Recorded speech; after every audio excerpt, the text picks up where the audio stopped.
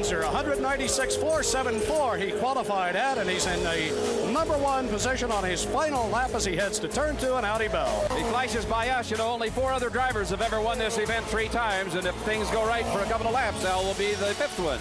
Darrell? He's right in Doug Zink's lap right now in turn 3. Winner in 1970 and again in 71, putting 2 victories back to back, is within about a quarter of a lap of victory number 3. Jim, pick him up in turn number 4. All right, we're here in number 4, and there he goes, a newlywed. And here to call the checkered flag, a guy that did another great job today, our chief announcer, Paul Page. Doing a fantastic job is Al Unser. The checkered flag is waved. His hand is in the air. Al Unser, the winner of the 1978 500-mile race. Johnny Rutherford down the main straightaway. The white flag showing to him the car number 4 on the board. Now less than 2.5 miles to victory. And what a fantastic race Johnny Rutherford has run today. The fans are on their feet cheering him on to victory. He's over to turn 2, Howdy. Yes, once again, in a very select group of 3-time winners, he will join as he goes to the backstretch. Johnny Rutherford began to raise his hands up.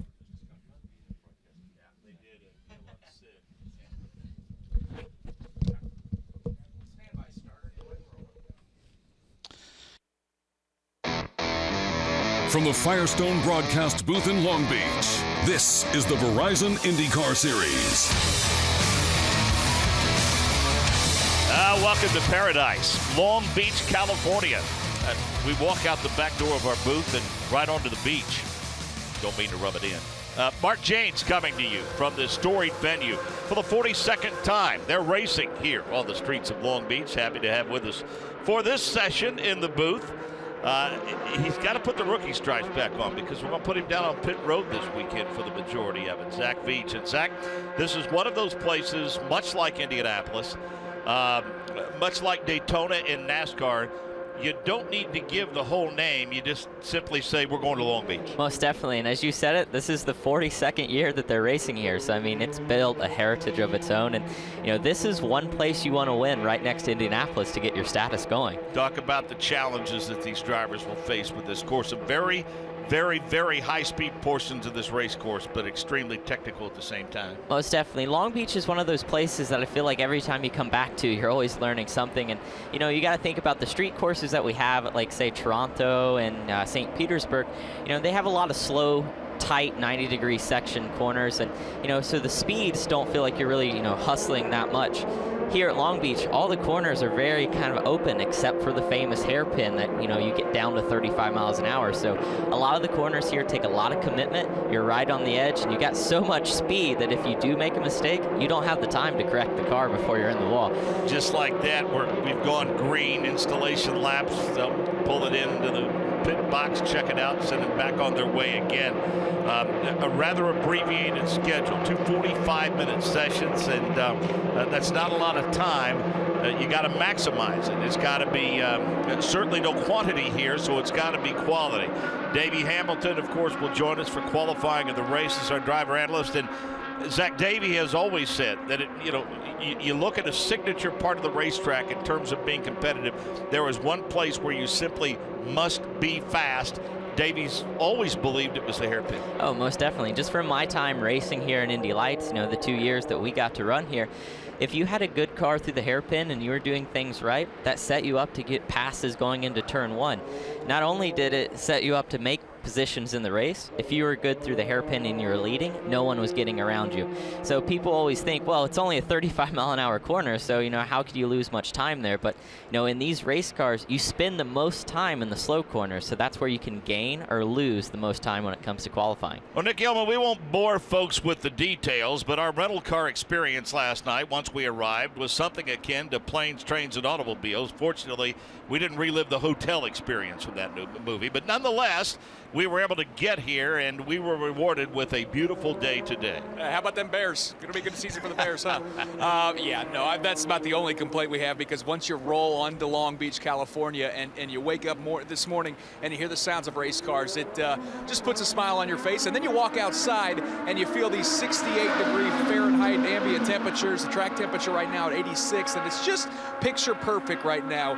Kind of interesting down here on pit lane, Mark, as you mentioned, everybody, all 21 cars cars went out for install laps. 20 of those 21 came back to pit lane. Graham Rahal was the only one. So Graham Rahal kind of has his own private test session right now, Mark, as he's making his second lap around this course. But again, picture perfect weather, beautiful blue skies here in Long Beach. It's what we have come to expect. And the good news, Mark, that dreaded 4-letter R word, rain, I don't think it's going to be an issue at all this weekend. Looks like a perfect forecast Friday through Sunday for the 42nd Toyota Grand Prix of Long Beach. Zach, we should have known 1 year ago that Scott Dixon was going to be in the hunt by the time we got to season's end. His record at Long Beach prior to last year really wasn't anything to write home about. Even had a DNF here, if you can believe that. That's a rarity, Scott Dixon with a DNF.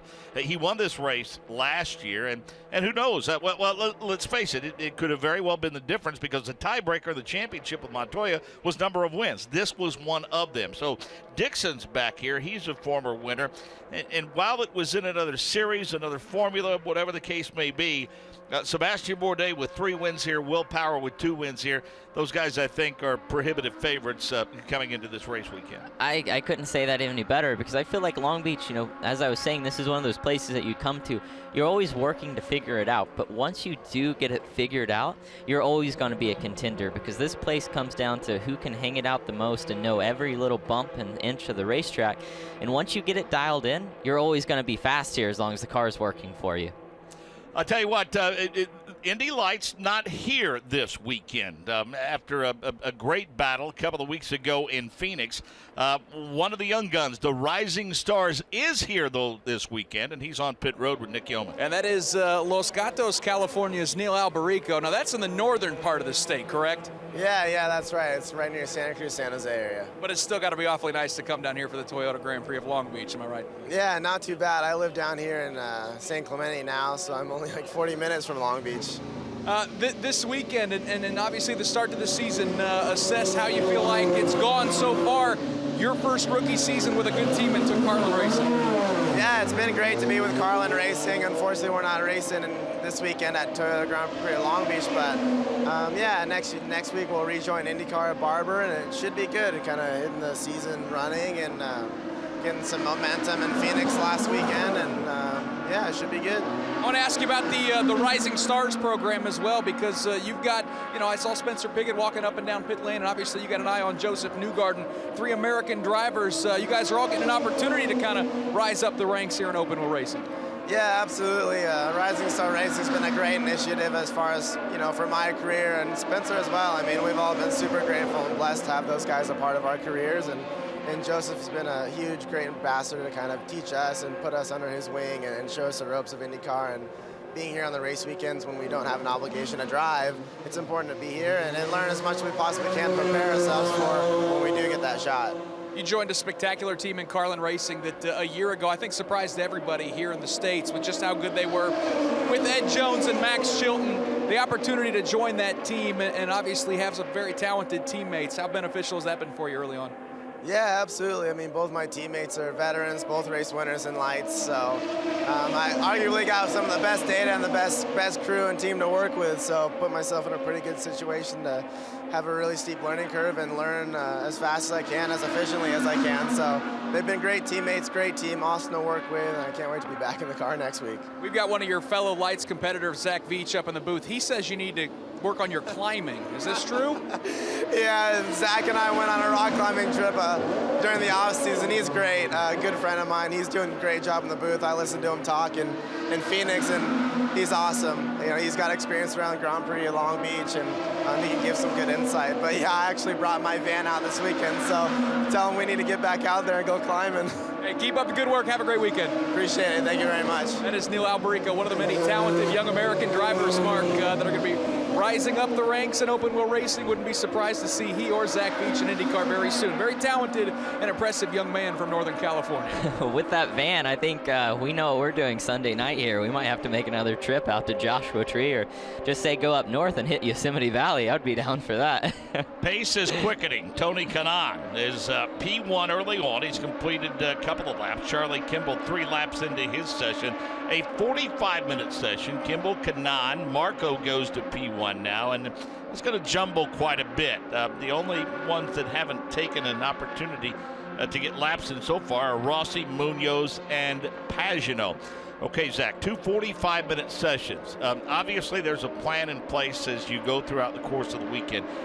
Give folks an idea as to when that planning process starts with a team. Are there meetings during the week at the shop, by phone, whatever the case may be, before you get here to have the plan in place as to what you hope to accomplish in the sessions? Sure. I mean, I believe these guys were planned for Long Beach the Monday after Phoenix because, you can never have too much time to prepare for an upcoming race. And, you work on your test items. You kind of go through a whole situation. If the car's too loose, so it's sliding around too much, these are the items we want to work on. If it's not turning well enough, these are the things we want to try. So you have that list for both ends of the car. Then once you get on track and the driver gives that feedback, you start working through that test items to get it as fast as possible. But one thing you have to remember is Long Beach is one of the places that the fastest laps are always the in-lap in qualifying. The track is continuously getting better each lap after lap, and we can still see the concrete still pretty, bright concrete color. We still have a lot of rubber to put down, and the important thing is in this first session not to do anything that's going to hurt the progress of the race car. So just take it easy, get the track rubbered in, and find out what you need for the second session in qualifying. From a planning process, is the initial goal is to do all that you can possibly do first things first, get out of the first round? I believe so, because you need to have a comfortable car. I think the first focus is getting it comfortable for the driver, because then you're always going to push it quicker than if you're worried about it. So these guys have to focus on that, and then once they get comfortable, they can start fine-tuning it. If they need to free it up to get a little more speed, they can. And you have the veterans, they know exactly what they have to do. So we're seeing a replay of Tony Kanaan. He's already hanging it out there, coming close to getting the wall when he's putting power down. I mean, these guys, they're on it as hard as they can be with the green track that we have. He's flinging it around to the point to where he's back to P1 at a minute 9:39.47. Newgarden, Hunter Ray, Andretti, Kimball, Dixon, Daly, Power, Castro Neves, Jack Hawksworth, your top 10.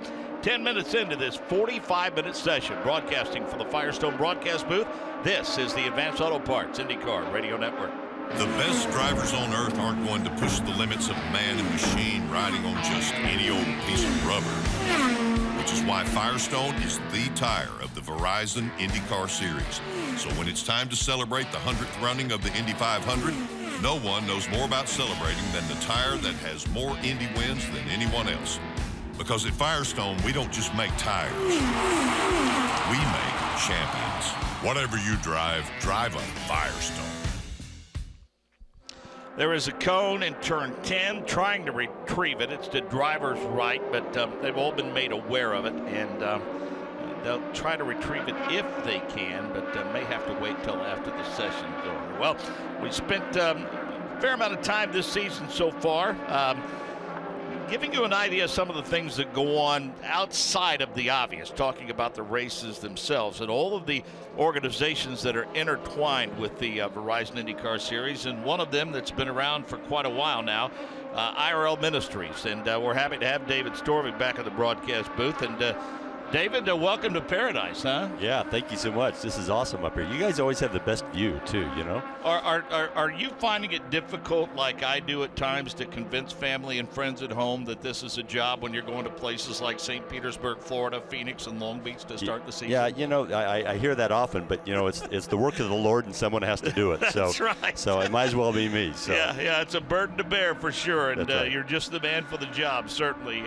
Charlie Kimball, Tony Kanaan, Sato Andretti, Daly, your top 5 of the first practice session here at Long Beach. Okay, so you've been on the job for a few months now. You hit the ground running. Of course, you have a history with IRL Ministries and succeeding Bob Hills. Have been around it for a while now. Anything at all that has been different for you, David, from the standpoint of boy, I didn't realize those are the things that the director had to do. Yeah, well, logistical pieces are always that, and getting certain supplies to the track and that type of thing. But even arranging, where we're having a chapel services at a track like this, you have to work with the promoter, reserve the room, and that type of thing. So, and that's done weeks and sometimes months in advance. So there's always that. Yeah, my apologies for the IRL Ministries reference. It's IndyCar like everything else now, but that's how it was founded. That is, yeah. He slipped me a business card off there. You can't see that. That's a subtle way to backhand me in the head and say, hey, look at my shirt. See, he did it with class, though. Yeah, That's he did. Certainly Exactly. Yeah. And we don't use that word often in our broadcast. But anyway, the 41 spun in turn number 9. That's Jack Hawksworth. He turned around and continued on. And, of course, it's a busy weekend for you. So give folks an idea of exactly, where Chapel is set up and service times and things of that nature. Yeah, obviously, we take a lot of time yesterday to go around and talk to the crews while they're setting up and that type of thing. But, this Sunday we're having Mass at 10 o'clock. We're having chapel at 10:30 a.m., and that's in the Media Center in the Seaside Ballroom A. So that's where we'll be doing services this weekend. I know for years you've tried to connect with ministerial associations locally, but I also know from time to time you bring in some pretty talented singers and performers, and it's got to be a thrill to go around and see all of the people that are willing to help spread that message and sharing the excitement of your ministry. Yeah, we do have a local worship guy coming in this weekend to do the music for us. We've got a Nashville recording artist coming in at Barber, and then we're looking at a Christian recording artist coming in for our chapel services on the Indy 500 race day in May. So with the 100th, as if it's not busy enough when it's the 99th or the 101st, anything in the planning stages that we're prepared to discuss at this point in conjunction with that event?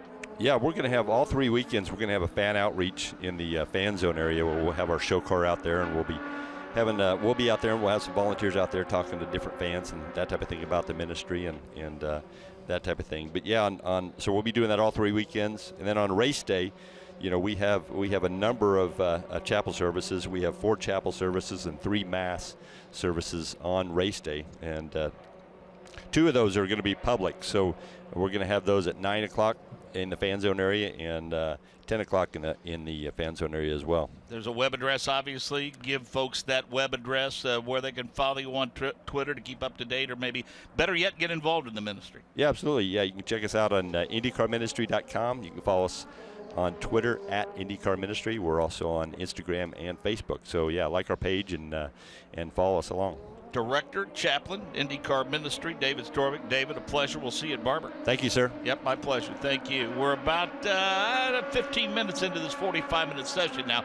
Sato has gone to P1. Kimball, Kanan, Munoz, Andretti, Daly, Power, Hawksworth, Newgarden, Hunter Ray, your top 10. We have another pit reporter working pit road for us this weekend. We say good morning to Rob Howden.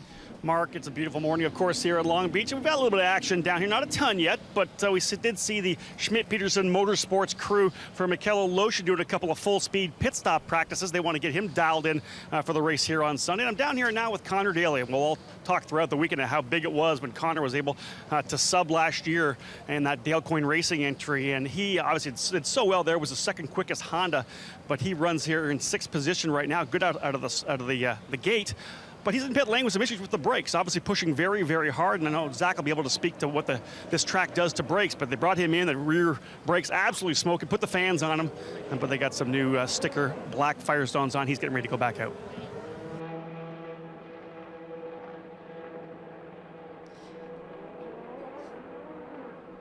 And we're down here in the DHL pit for Ryan Hunter-Reay. He's actually sitting still, which is something that he's not going to be doing a lot of this weekend here in Long Beach, as Ryan Hunter-Reay going to be a busy man, pulling double duty this weekend, driving in the IMSA WeatherTech Series in a Corvette prototype, and then, of course, going to run Sunday in the Toyota Grand Prix of Long Beach. Actually, a little bit of history involved with this as well, as Hunter-Reay will become the first IndyCar driver to compete in both IndyCar and IMSA events on the same weekend on the same track. So busy weekend for Ryan Hunter-Reay. Mark, he's already been on track this morning earlier, laying down some rubber in the IMSA WeatherTech sports car series. So he's been out there and tested the racetrack already, but a very busy man, as he's got an endurance race tomorrow, and then of course the big show on Sunday with the Verizon IndyCar series. So Ryan Hunter-Reay, a little history, going to be moving a lot of different race cars, a lot of different race tracks, or race cars to pass throughout the course of the weekend. So very busy man is Ryan Hunter-Reay here on Long Beach. And Zach Veach, you know this as well as anybody. Race car drivers want to drive race cars, period. They're just happy to drive anything they get the chance to drive and win. Exactly. I was hoping you would ask that question because, Ryan Hunter-Reay just has to feel like a kid in the candy store right now because you're getting to drive, a heavy prototype here, a sports car that's fast, and then jumping into an Indy car. Not only are there 2 different cars you're going to have to adjust back and forth, but he's getting twice the track time. So he's getting twice the time to try new things to see, you know, if that's going to be faster in the IndyCar, or he's got his IndyCar experience to see if that's going to help him in the prototype. You know, you talk about driving different cars and whatnot. Maybe we talked about this earlier this year. For those that didn't hear it, I don't think they'll mind us rehashing it a little bit. What surprised you the most about the old Indy Lights car, which you drove and drove very well, as it pertains to this new one? What shocked you the most about it? Anything? Well, first off, I keep getting in trouble. I know we talked about this before, but I had a cup in my transporter that anytime I said old car, I had to put $1 in it because I liked bringing up the old car so much. I think I saw that on Twitter, in fact. Yeah, so I mean, the new car is what it needs to be, but you know, the old car had a lot of character just because, you know, it was, you know, over 10 years old. It was very heavy. It had a V8 engine in it, so it was very lazy. You had to, you know, take your time with it, and it basically told you where it wanted to go, and you just had to listen. The new Indy Lights car, it's a proper race car. You know, it's very light, it's very nimble, it turns quick, it brakes very deep, and you know, we're going anywhere between 2 to 4 seconds quicker than the old car at racetracks. So for me, it's just getting adjusted to a car that, you know, responds on a dime, and a car that you drive with a lot of oversteer. So the new car slides around a lot more compared to the old car where it just never really wanted to turn, so you had to wait on it with that. Scheduled for the weekend. We'll be back with you at 2 o'clock Pacific time as we get ready for practice session number 2. And then a busy day tomorrow from 10 to 10:45 Pacific. That's 1 to 1:45 Eastern. We'll have practice session 3 and then get ready to go qualifying at 1:55, 4:55 Eastern tomorrow. And then on Sunday, warm-up session scheduled for 9 o'clock Pacific, 12 o'clock Eastern. We're tentatively scheduled to be joined by Jim McKellion, the longtime head of this committee here. We look forward to spending about 10 or 15 minutes with him on Sunday morning. And then flag-to-flag coverage of the race beginning at 1 p.m. Pacific, 4 p.m. Eastern. By the way, that second session this afternoon, we're scheduled to have Spencer Piggott from Ray Hall Letterman Lanigan Racing. We'll talk about his experience at St. Petersburg, and we'll also get ready to preview Spencer's tackle of the Indianapolis Motor Speedway. Well, I hope my team's not listening because Wally here just gave me an interesting note, and I owe $5 into that cup now after that little segment, so thank you, Mark. Takuma Sato, Juan Montoya, Kimball, Kanan, Newgarden, the top 5. Munoz, Andretti, Daly, Power, Hawksworth, the top 10. Hunter Ray, Rossi, Hinchcliffe, Luca Filippi, Sebastian Bourdais in the top 15. Then Max Chilton, Scott Dixon, Elio Castroneves, Simon Pagenaud, Graham Rahal, and Mikel Aloshin. 21 cars here this weekend. The number 20 of Carpenter Racing is not running this weekend. And that's kind of the plan moving forward. It will be in that car on the ovals, but it will be the team's full focus will be on the 21 of Joseph Newgarden. And Newgarden currently sits P5. So again, Montoya, Sato, Kimball, Kanan, Newgarden, your top 5. Quick time, 108.3089. Zach, some of the lap times, or lap numbers we should see in terms of laps turned in 22 minutes of green time now. Nobody has reached double digits. Are we watching tire management unfold here in preparation for qualifying and race? I really believe so because, you know, as I said, the track's still pretty green, so you don't want to be the one guy that's out there laying down all the rubber because you're going to be losing, you know, that tire that you want to use at the end of the session here and carrying into the next session. So I think these guys are playing it really smart. They're just taking the track time that they need to see what the car needs. Then they're keeping their runs kind of short so they can get more changes in as well. So, Mark, I think these guys are playing it really smart here early on. Let's go to pit road and Rob Howden. Yeah, Mark, we have our second incident of a brake problem here right now. They have all 4 tires off of the number 41 of Jack's Hawksworth. They've got the coolers on the brakes themselves. They're cooling down those brake discs, but indeed they're actually bleeding the brakes as well. So some kind of an issue here with the entire braking system, not just overheating for Hawksworth, but they're actually going to bleed the brakes here. And, you know, with him saying that and bleeding the brakes, you know, I assume Jack Hawksworth came in and said that he has a soft brake pedal. So, you know, once the brakes, if they get too hot, you're going to boil the fluid and it creates air in the line. And that brake pedal, you want it to be rock hard when you go in the corner, so you have the confidence that the thing's going to stop in time, because these guys are, going 170, 180 miles an hour. Yes, I would say that would be a factor. But when that brake pedal gets soft, you actually have to pump it 2 or 3 times in the brake zone before the brakes really start to slow the car down. So for Jack Hawksworth, that's definitely a scary moment if that is the case. Yeah, well, that is unfortunately happened numerous times over the years, and there's no mistaking the tone of that driver when they say, I hit the brake pedal and nothing happened. No, definitely. I mean, I was always taught early on that the most important part of a corner is the brake zone, because that starts the rest of the corner. So if you can't get in the brake zone like you want to because the brakes or the car setup, the rest of the corner is going to be ruined. So that's the most important part, and that's why they're taking it so seriously to get it fixed right now. Montoya to P1. Sato is P2, Kimball, Newgarden, Andretti. Nick Gilman, Takuma Sato hanging around at the top of the timing and scoring chart. That's nothing new. I mean, Sato's got a win here. Had a top 10 finish, I think, a couple of years ago. Had a dust up with Ryan Hunter-Reay, which Hunter-Reay was penalized for whatever the reason. Takuma Sato always seems to be stout here on the streets of Long Beach. Well, and he always seems to start the season really well. I remember a couple years ago when he won here at Long Beach.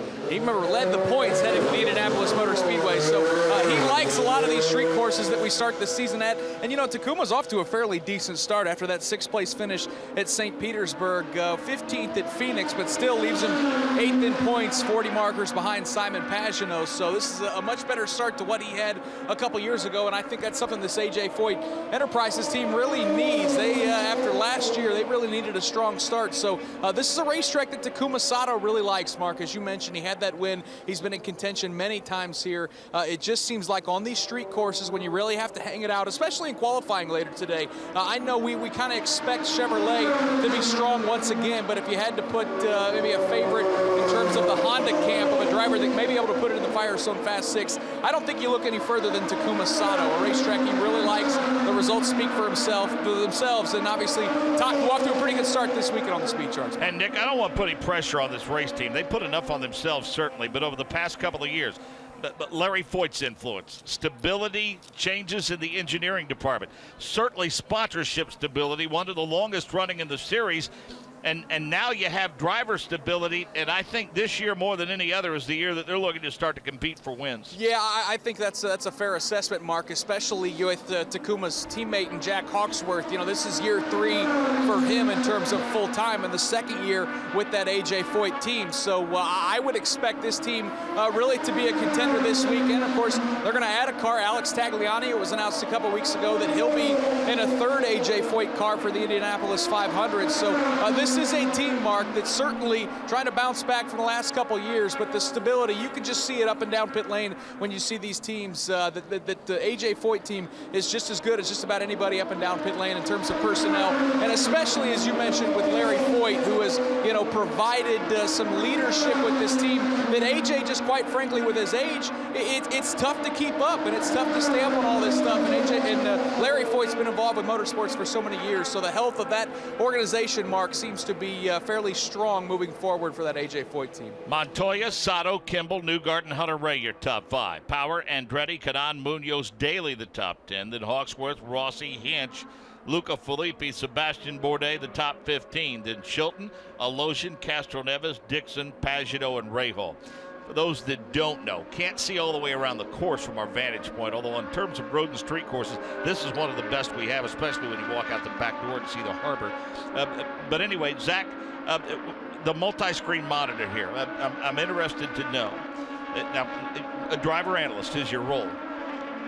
But as a young driver in Indy Lights, are you watching this from the standpoint, hey, I'm going to look and see how Will Power tackles this fountain or how he tackles the hairpin or whatever? Do you learn anything from your perspective? I'm just watching, Will Power go around here, and I'm just thinking, man, if I get my shot in IndyCar, he's going to be hard to beat, because you just, how precise he is with the car. It's floating around, but he's not really trying that hard to catch it. He's just letting it drift through the corners, and you know, he's so smooth with his hands. And when I say that, you know, everything's happening so fast on this race course, but when he turns into the corner, it's just a nice slow turn in, and then he's a nice slow unwinding the wheel. So, I mean, I'm looking to see Will Power, you know, being one of the guys to contend with once we get to qualifying, because we've seen it before at St. Petersburg and, you know, other places. He's one of those guys that always comes on in qualifying, and he's always right in the last round going for the pole. So he looks like he's liking his race car right now. Most weekends, it seems one of the most troublesome spots is that short little straightaway between 7 and 8. Is it a matter of being impatient because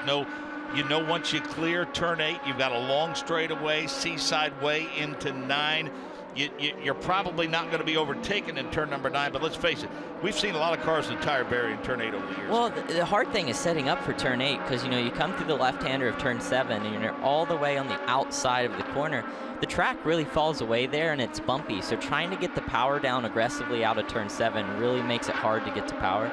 Then you're trying to fight it all the way from the right all the way to the left side of the track to set up for turn 8. So there's just a lot of changing going on in the race car. You're trying to get the power down, you're trying to get it to the other side of the racetrack. Then if somebody just throws it in there, it's really hard to see if you got a car inside of you. So I think that's why we see a lot of, you know, accidents there, because there's so much going on. It's hard to focus if somebody's actually trying to like just throw it in for a last minute move. In terms of street courses, not road courses, but street courses, can you widen the turns a bit by using the curbing more than you can anywhere else? Most definitely. And, you know, turn 8 was one of those places I remember when I raced here in 14. You know, Ryan Hunter-Ray was telling me, you know, you can run straight over the big yellow curbs that we have. You can just run over top of them and it's faster down that straightaway. Well, as I'm seeing on the video monitor here, they've taken away that inside of the curbs on turn 8 and they've just left it flat. So they've painted curbs, but I don't think there's anything there that's going to upset the car. So I think it should be a little cleaner this year than it has been in the past through turn 8. 15 minutes remaining in this 45-minute session, the first of the weekend here on the streets of Long Beach. Montoya, Sato, Hinch, Kimball, Newgarden, Hunter-Ray, Power, Andretti, Kanaan, and Munoz. Alexander Rossi in the tires of, looks like the exit of turn 8. You know, we were just talking about that. So looks like, you know, he's got the car in, the left side is in, the tires pretty deep, but I think we'll be going red now.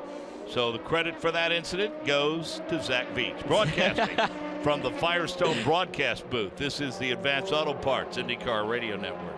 The best drivers on earth aren't going to push the limits of man and machine riding on just any old piece of rubber, which is why Firestone is the tire of the Verizon IndyCar Series. So when it's time to celebrate the 100th running of the Indy 500, no one knows more about celebrating than the tire that has more Indy wins than anyone else. Because at Firestone, we don't just make tires, we make champions. Whatever you drive a Firestone.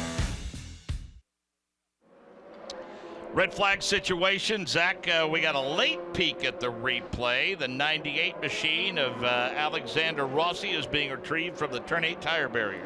Yeah, from what I can see, I didn't really get a good look at it, but I can kind of assume that, you know, it looked like we might have had a right front tire lock up, and that's just going to, you know, take away the turning grip of the car. So it looks like he was trying to turn, but the thing was just going straight, and that's why he got the tire barrier. Rob Houghton, you have more? Yeah, guys, I was just down here in the Alexander Rossi pit, and they made a change that I haven't seen in a long time. They actually made an adjustment to the front wing and changed the rear tailing wicker on that front wing. They went to a taller wicker on the car. Obviously, he was complaining of some front grip, and again, then went into that corner and locked the brakes up. So issues for Rossi as he tries to get a handle on this track here at Long Beach. Let's go down pit lane to Nick Yeoman. Thank you, Rob. Pretty cool announcement yesterday at the Hyatt Regency here in Long Beach. As Ray Hall, Letterman Lanigan Racing going to team up with Theodore Racing here with Teddy Yip Jr. And this is a pretty cool deal. I know for longtime open wheel fans, they're very familiar with Theodore Racing. Tell us a little bit about what your father started and what you revived just a few years ago. Well, my dad ran a Formula 1 team, Formula 3 teams, IndyCar teams, you know, all sorts. And I've grown up around it since day one, and it's really special for me to be able to bring this thing back to North America after so very long, especially for the 100th running of Indy. I was going to say, how enticing was that to get involved, especially with such a big race just around the corner, and to be involved with a very good team? That was a big carrot for sure, and working with these guys at RLL has been just brilliant. They've been great. Now this is a 3-race deal, I believe. That's correct. What other races other than the 500? This one and the Grand Prix of Indy. Obviously, Theodore Racing is, I mean, the roots involved with open wheel racing here in America. I mean, I know your dad was involved with Tom Sneva's winning car back in the early days in the Indianapolis 500. To be a part, again, with open wheel racing and IndyCar and to come out here in Long Beach and to make this announcement, how exciting was it for not just you, but for that whole entire family of yours? I think everybody's really been loving it. And people have been coming out of the woodwork, bringing me stories from, 30, 40 years ago. Tons of people coming up going, oh, I remember you when you were this big. It's been fun. It's been a lot of fun so far. And this has kind of been a process because I read 2013 is when this Theodore Racing was kind of revived, and you're involved a lot overseas as well. Yeah, that's right. We decided to bring the Theodore name back for the 60th running of the Macau Grand Prix that, as you probably know, my father was heavily involved with for many, many, many years. So that was a big step and one really special to me personally as well as the family. But being able to grow it into something bigger is quite enticing. I'm looking forward to where we're going to take it. Well, very cool announcement, and welcome back to Open Wheel Racing. Excited to have you around. Thanks a lot. All right, that is Teddy Gibb Jr. From Theodore Racing, the partnership with Ray Hall, Letterman, Lanigan. Mark, we got a chance, of course, we're staying in the Hyatt this week, and a chance to see that race car that Graham Rahal is going to run at the 100th running of the Indianapolis 500. That Theodore Racing logo right by the driver's door. So very cool announcement yesterday here in Long Beach. Well, you look at Teddy Gibb's father, long associated with open wheel racing, and some of the names like Clay Regazzoni, Eddie Cheever, and the list goes on and on. Vern Chupan is another one, Mike Mosley, and a long and storied history in all forms of open wheel racing. And Zach, it's interesting to me how we've come full circle in many regards, and how the 100th running of the Indianapolis 500 is bringing all of these people back to not only the Indianapolis Motor Speedway, but the sport itself, and that's just tremendous. It's very exciting for me because, a lot of these guys are stories that I, heard growing up to. So to see, the excitement from, not only people that are new to racing, but, seeing, the history come to the 100th running of the Indianapolis 500, I think it's a really good, step forward for our sport. It's a step forward for Indianapolis, and hopefully that excitement continues and really works as a launch for us to grow over the next 5-10 years. I still chuckle when someone 21 says I've heard about that when growing up. I mean, like I said, I own things that are as old as you are. But so while we've got some downtime here as they're trying to retrieve the car of Alex Rossi from the tires and get the tires reset, let's assess your season to this point. We were all heart sunk for you in St. Petersburg. I mean, boy, that thing was, that race number 1 was in your hand, and I think it changed your approach a little bit to things. In race number 2, you brought it home with the podium, and then we didn't get a chance much to talk about Phoenix, but let's recap that weekend for you. Yeah, no, so far it's I felt really good about my pace this season. I mean, we've been the front of a lot of the sessions, especially in the races, and yeah, of course, leading St. Petersburg when the car shut off because of an electrical issue. That was definitely heartbreaking, but something that we can recover from. When we got to Phoenix, though, we were a little behind starting off because we just didn't have the test days like everyone else did. But with the 2 sessions that we did, we had made a lot of progress, and we went out for a qual sim. Going through turn 1 and 2, we averaged something good enough to be in the front of the grid. So pretty excited, but as I went into turn 3, I started to turn into the corner. I heard a loud snap. Then the car was just bottoming and went straight to the wall. So it turns out I cut a tire on track debris somewhere, and going into turn 3, it let go, and that put us into the wall. So that was my first ever oval hit. So I guess it's good to get that out of the way, but unfortunately we missed qualifying because of that. But I think we made up the best we could in the race. We passed 5 cars on the opening lap, starting 16th. That was fun to call, I'll tell you that much. Well, it might not have been fun to drive, but it was fun to call.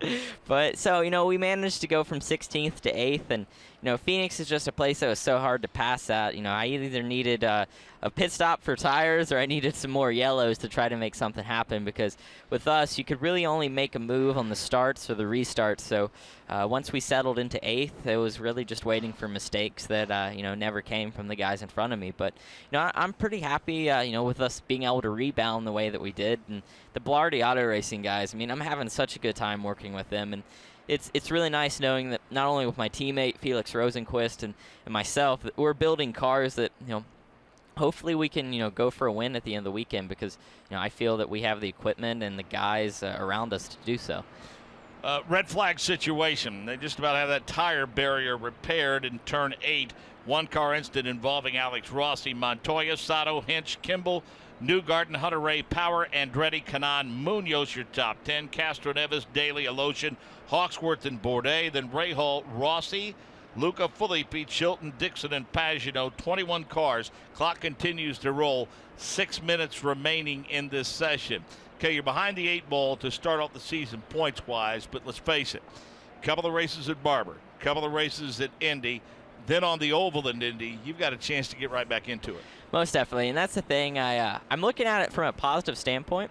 We started 2014 off great, and we had all of our bad luck at the end of the season. So I say let's just get all of our bad luck out of the way now, and then we'll end the season well and go for the championship. Well, and I think that was your mindset. Those were your comments in the post-incident at Phoenix, and when we talked in the booth before we went on the air. And let's face it, you don't want to be in that position, but it's the position you're in, and you're trying to find that silver lining, and you look for it anywhere you can. Most definitely, and I think, if it was something that I did, put the car in the wall from just a mistake of my own, I'd feel a lot worse, about it. But, there's no sense beating yourself up on something that you can't control. So I think we're in this situation because, just a little bit of bad luck. But, hey, doesn't mean we can't climb our way out of it. Adding 5 minutes to this session, which is beneficial for these teams. And Rob Howden, an observation from you now. Typically, we see maybe springs and shocks to be the areas of the race car that get the most attention during these sessions when they come to pit road. Can you reaffirm that, Rob Howden? To be honest with you, Mark, I have not seen a lot of cowls come off on these cars here right now. It's very surprising. Normally we see a ton of work being done, but up and down the pit lane, I'm not seeing a lot of work being accomplished on these cars. A little bit of front aero work, as I detailed before, but other than that, really not a lot of work on the front or the rear part of the race cars. Nick Yeoman, the guys on your end seem to be happy with the setup, or are they massaging the cars on your end a bit more? Yeah, Mark, I think we've seen a lot of just trying to get some green flag runs down, and I've seen a lot of these teams go fairly cautious with those setups early in the morning until there's a nice amount of Firestone rubber. I think everybody's playing it pretty safe. Didn't see a lot of adjustments on these race cars during this most recent red flag. So I think a lot of these drivers just hoping they can get the final few minutes here of this practice session green so they can lay down a few quick ones. Now, Zach, that report from Nick, you were shaking your head in agreement during that period of time when he was talking about rubber getting laid down on the racetrack. Oh, yeah, for sure. I think these guys are playing it smart because they're letting the track come to them.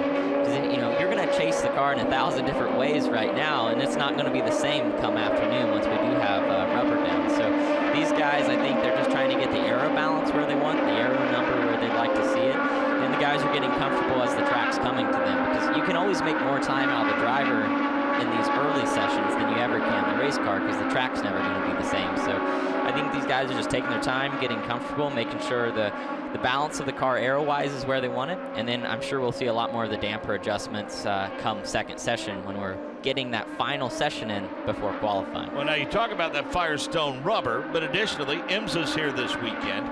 We've got the Super Drift Series here this weekend. We've got Robbie Gordon's Truck Series, of course, the Toyota Celebrity Race. That has little to no impact, I'm sure. But these other forms of motorsports and the compounds that come along with them, what impact can that have on the Firestone Firehawks and rubbering up this racetrack? It can be good or bad. It's been a couple of years since I've had the privilege of of driving on Firestone tires, so I don't know exactly how they mesh with the Continental tires in the IMSA Sports Series, but driving Cooper tires, when we get on Firestone rubber, we just pick up overall grip. So hopefully it's the same case for these guys, so all the compounds are working together and making the best track that they can.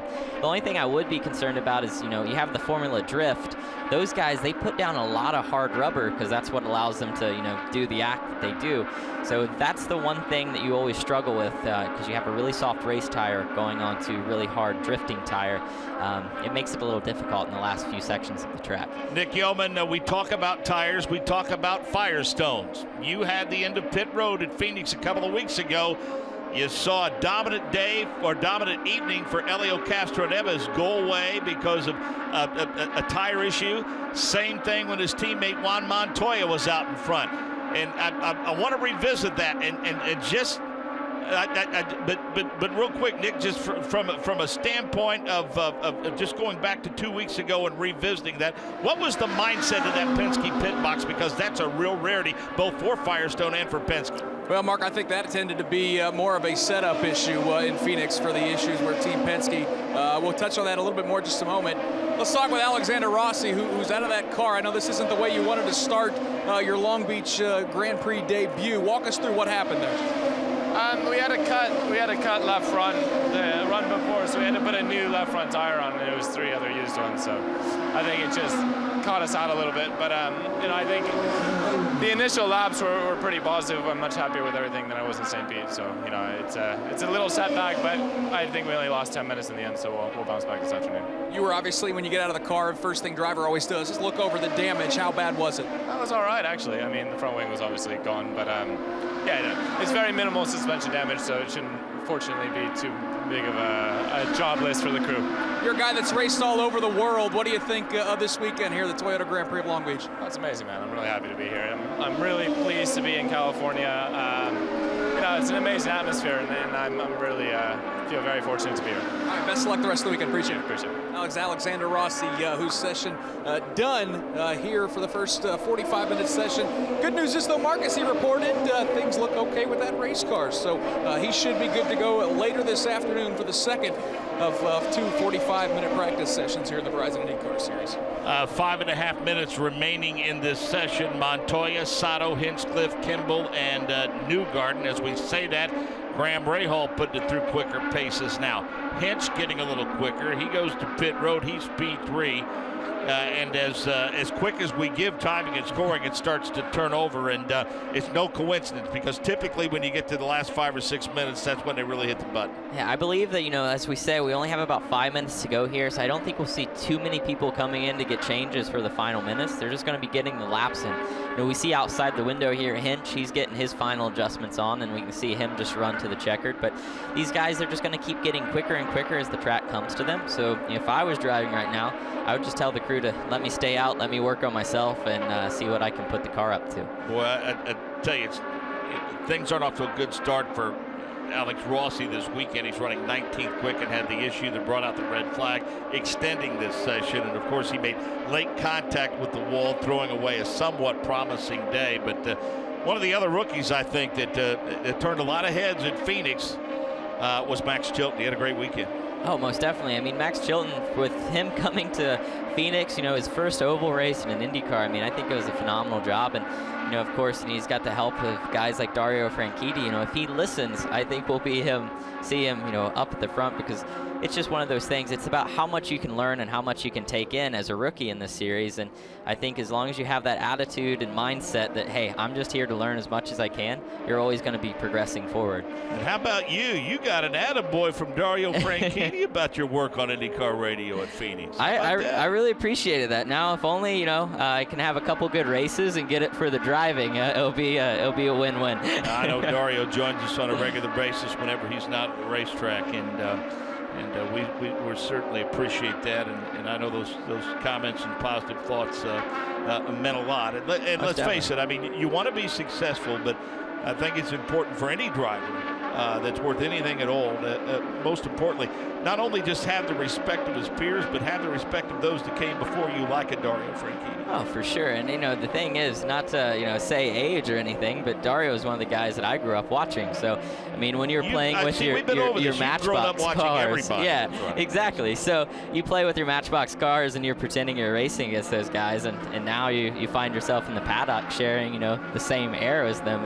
It's a pretty cool experience. But, I think it's kind of changed your whole perspective because you just realize, all these guys, they're just people. Takuma Sato continues to run near top of timing and scoring. He was P2, P3. He slipped to P4, but all in all, it's been a good weekend for him, Rob Howden. Guys, the team's telling me that he's going to go back out on the racetrack. He's in pit lane right now. They put a set of scuffed blacks on the ABC Supply number 14. He's looking good right now, P4. But if you look at the top 5 as well, the Honda's really kind of stepping up here this weekend. Hawksworth in 2nd, Sato 4th, and Hinchcliffe in 5th. So maybe they found a little bit moving here into Long Beach. 2 minutes remaining in this session. Penske starting to flex a little muscle now. Montoya, Power, Hawksworth, Newgarden, and Sato your top 5. Hinch, Hunter Ray, Castro Neves, Munoz, and Dixon the top 10. 83 of Charlie Kimball with a runoff around turn 9. He'll hopefully get that back underway. Bourdais, Ray Hall, Kimball. Then Andretti, Michele Lotion your top 15. Kanaan, Daly, Pagenaud, Chilton, Luca Filippi, and Alex Rossi. A local in turn 1. And brake fire, Zach? Yeah, it looks like as we're looking on the car of Charlie Kimball, there's a lot of smoke, but I'm seeing some orange there. It looks like his brakes are on fire in front of the car, so that might have been why he went into the runoff. And yeah, that's definitely flames there, Mark. So the Homatro safety crew is attending to the 83 machine of Charlie Kimball. Fire extinguishers on hand, and yeah, that's some pretty serious stuff coming out of the front of that race car. And I think these guys, they're just on the brakes so hard around this track that, if you got to get in pit lane, we see them getting the brake coolers on so quickly to prevent that. But I think, Charlie, where he did stop, I don't know if he had a problem beforehand, but, if you stop and you're on the brakes there, it might just be the perfect conditions for them to ignite. Well, we'll go with checkers and red, we believe, to bring a close to this session. And Zach, let's do a quick post-mortem on it, if we will.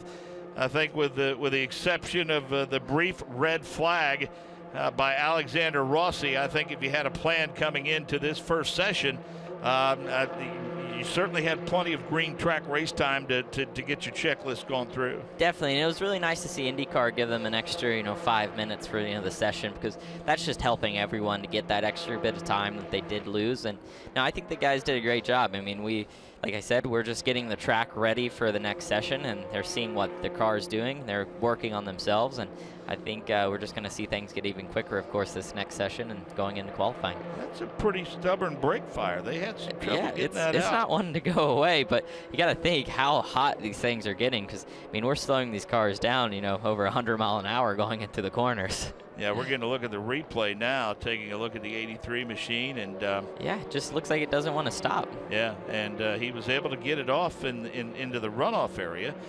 Started and stopped, and he's trying to work his way around the tires and get it turned around. And then you just see the brakes start smoking there. And then it's time to get out the roasting sticks and the marshmallows, I guess, on the 83 machine down there in turn That's an 9. Expensive fire pit, though, right there, Mark. That is an expensive fire pit, no question. Montoya is P1 after this session, a minute 8, 1:2.90. Power, Hawksworth, Newgarden, Sato, Hinch, Hunter Ray, Castro Neves, Munoz, and Dixon. Bourdais, Ray Hall, Kimball, Andretti, and Aloshin. Then Kanaan, Daly, Pagenaud, Chilton, Filippi, and Rossi, the 21 cars. Zach, Juan Montoya, he'll say it is what it is, and it's over and done with, and it's time to look forward. But it appears as though that's a guy with a bit of a chip on his shoulder after the way he lost the championship in 2015. I would too. After leading as long as he did, just to lose it in the last race of the championship, that's got to stick with you. I mean, yes, I do believe, with the experience, it's behind him and he's looking forward to this year, because there's no sense living in the past. But, that's something I think always sticks with you in a way that you just want to rebound from it. And, with him being P1 this session, Montoya is a guy that has a lot of experience, and this is an experienced racer's track. track. So I think we can see him running up there all weekend. Now, I won't say that he's flying under the radar because you can't really do that when you drive for Roger Penske, but you can't get much more consistent than Simon Pagenaud. Back-to-back second-place finishes in a points lead going into race number 3. And that's nice. I mean, of course, you want to go for the wins, but, championships as they come down to, it's just finishing as close or on the podium as much as possible. And I think we see him in 18th here this first session, but, as it is, it's the first session. So looking to see him kind of climb up because his teammates are P1 and P2, Montoya and Power right now, and we have Castroneves in 8th. Well, drivers are in the process of debriefing, and that process may take a little bit of time simply because, Zach, let's face it, we talked about it in our opening comments. You have to maximize these 45-minute sessions because there are only 2 45-minute sessions. Exactly, and the thing with that being said is, so you have so much work to do if the car isn't handling how you want it. You're throwing so much at the thing that a lot of times as a driver, it's like, okay, wait, what did we change exactly? So you got to really sit down and think about each little change and how it affected the car, because sometimes if you're doing 2 changes at once, you need to feel each change instead of just saying, oh, it was a combination of the both, and that's why it made the car so good. So, luckily these guys do have 45 minutes. I know once we get to Barber, I think Lights only has 30-minute sessions, so the extra 15 really helps, when it comes down to trying to get a good race car. 2 p.m. Pacific is when we'll join you again. Spencer Piggott will be in the booth with us. Zach will move down on pit road, and Jake Query will join me up here. Zach will be on pit road with Rob Howden for that session. We hope you will join us. The director of the Indianapolis Motor Speedway Radio Network is Wally Levitt. Our on-site engineer, director of engineering, is Rick Evans. Great job by Nick Yeoman and Rob Howden on pit road. For Zach Veach, this is Mark Janes. So long for now from the streets of Long Beach.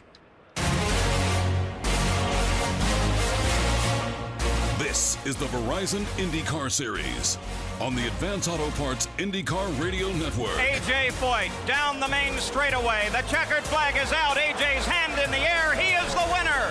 A.J. Foyt at Indianapolis has won his 4th 500-mile race. Well, I mean, it's so much to learn going into that weekend, with the pit stops, with the strategy. There's so many new things in IndyCar that I'm not used to, but, like you said, I have a great team behind me, and they were able to teach me a lot of things. And, I think the race went pretty well. I think we finished 14th, so it could have been better, but could have been worse. And, definitely learned a lot that we can pick up from when we get back out there in Indy GP. Green flag is out. Session number 1. Somewhat uneventful unless you're Alex Rossi and Charlie Kimball.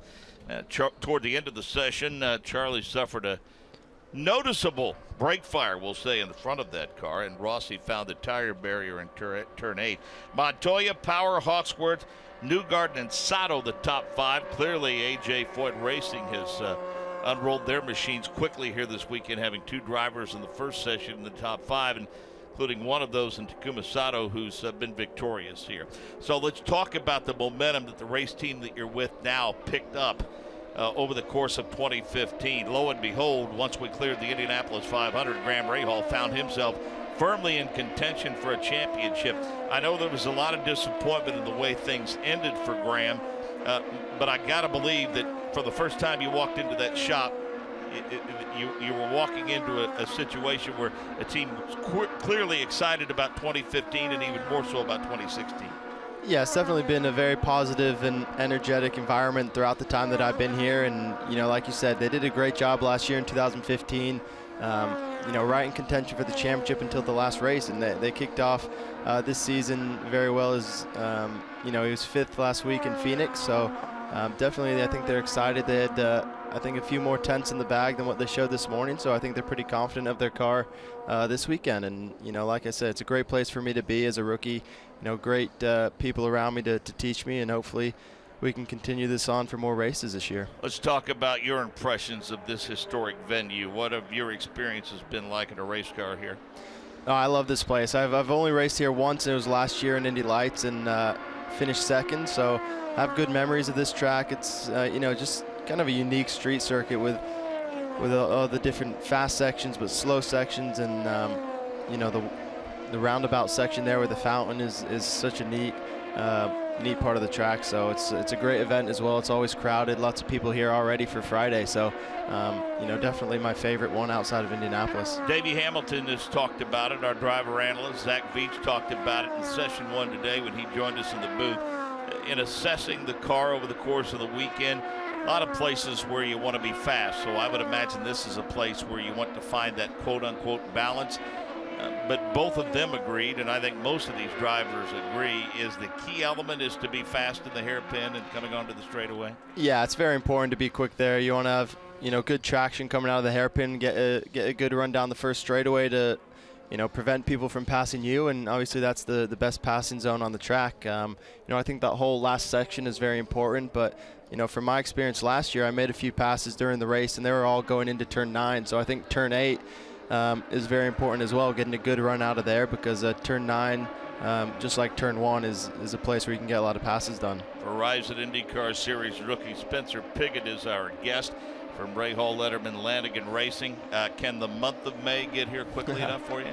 No, I mean, I can't wait. It's something I've been thinking about for as long as I can remember, and as soon as we crossed the finish line last year at Mazda Raceway to win the Lights Championship, I knew that it was going to be a reality. So just been marking down the days, and it's finally getting closer. So yeah, like I said, just can't wait, and really excited for it to be here. For those of you that maybe have minimized your screen and aren't paying attention to timing and scoring because you're doing other things, Hawksworth is P1 at 109.1498. Montoya, Castro Neves, Newgarden, and Andretti the top 5. You talk about the Mazda road to Indy. You talk about funding issues and trying to keep this dream alive to go Verizon IndyCar Series racing. You're the guy that's got it figured out. You just keep winning championships, getting that scholarship, you can move up, huh?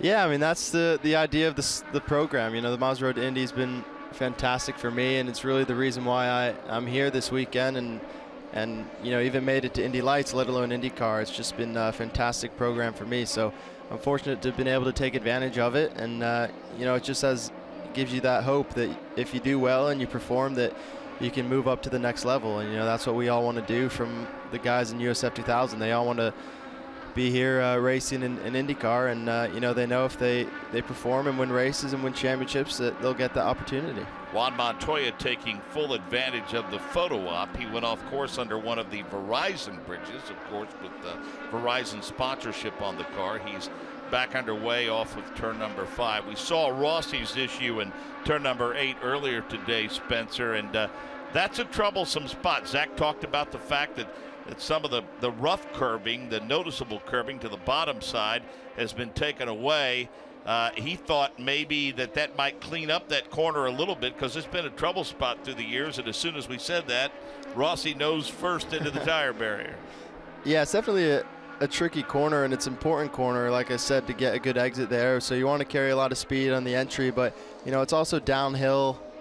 It's a little bumpy, so it's quite easy to lock up an inside front tire there. So I think that's what happened with Alex. Just braked a little too deep and locked up, and couldn't get the car turned. Well, we had him in the booth for session 1. We moved him down to pit road for session number 2 with us as a pit reporter this weekend. Good afternoon, Zach Veach. Hey guys, thanks for having me. I was spending a little bit of time talking with James Hinchcliffe's dad, and he said James was very happy with his car being P6 this morning. He just now went onto the circuit leaving pit lane, so showing a lot of confidence, waiting for the track to come to him. So I think he's going to be a guy to watch as we go later on. Another member of our broadcast crew will have out on the course throughout most of this weekend. He joins us in the booth for this session, co-host of Query and Schultz on Sports Radio 1260 WNDE and 97.5 FM in Indianapolis. Welcome to Long Beach, California, Jay Query.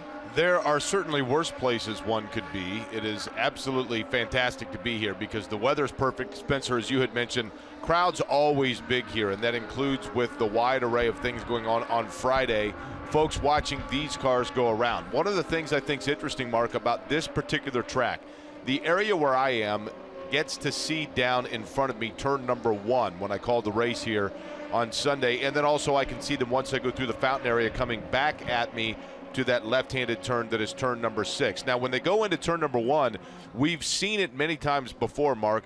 Jack Hawksworth did this in Lights. Joseph Newgarden did it one year at the beginning with IndyCar. I think it becomes a bit tempting in that turn number 1 because it looks like it's going to be a wider turn than it is. And then as you get to the braking zone, you realize you run out of real estate quickly. Spencer, I don't know if that's just my novice eye as somebody who's never been in the cockpit in watching it, but it seems as though more than any other circuit that I see over the course of the year, that turn 1 at Long Beach is one that seems to be awfully tempting for guys to think it's wider than it is. No, I think you're right. I mean, I've only raced here once, and there was an accident in turn 1 that I had to avoid. It's, you know, when you're going into turn 1, the sight picture just looks like the track's very wide. Also, you have pit exit there, so there's no walls or anything. It just seems like you've got so much space going into 1. So I think, like you said, it invites people to make moves and try to gain positions. But then on the exit of turn 1, the wall's kind of coming back towards you because it's immediately back to the right. So, you know, it just narrows way up on the exit there and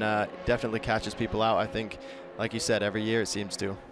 Well, I would suppose that there are a couple of places where you feel like you have your opportunity to pass, you got to take it, and maybe sometimes you build up a false sense of security. Other than turn 1, where would, I mean, traditionally turn 9 has been a spot where you can overtake. Anywhere else to speak of, or are those the two primary spots?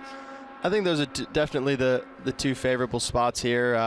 You know, maybe you could get a run going into turn, I think it's 6 or 7, that left-hander at the end of one of the back straightaways. So that's really the only other braking point other than 1 and 9. So, you know, that's part of the reason why you see people being so aggressive at the start of the race, because that's when everyone's packed up, and, you know, it's a time where you can be aggressive and get in front of people. Troublesome turn number 1, almost on cue, causes an issue for the 19 of Luca Filippi.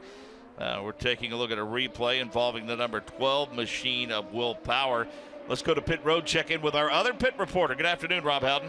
Mark Janes, I had a chance to talk to a number of crew chiefs in the paddock between the sessions here, and they were actually all very happy. They know they have a decent baseline here, and really they know as well that this track here at Long Beach changes just so much. We have so many different series here, different rubber compounds going down. I'm a little surprised with the fact that we've only got to 70 degrees. It was 60 degrees this morning. Here we are well past the noon hour and only 70 degrees, but we do expect this track to continue to change all the way to Sunday.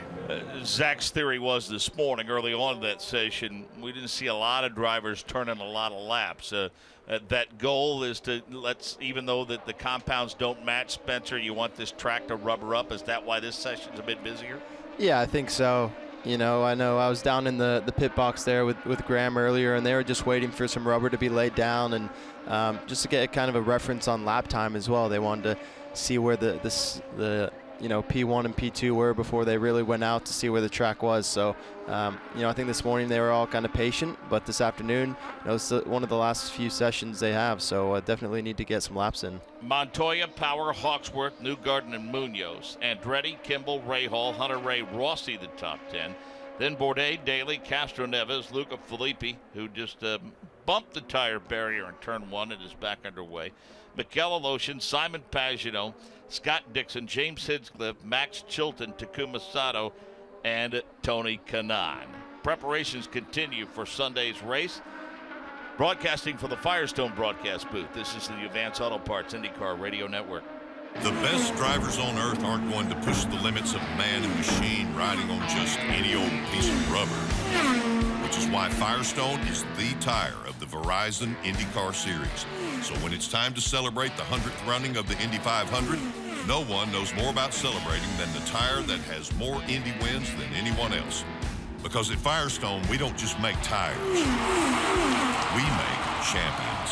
Whatever you drive, drive a Firestone. Welcome back. Preparations continue for Sunday's race, the Toyota Grand Prix of Long Beach, the 42nd time they will contest this event. And Jake, we talked to Zach Veach about this a little bit this morning.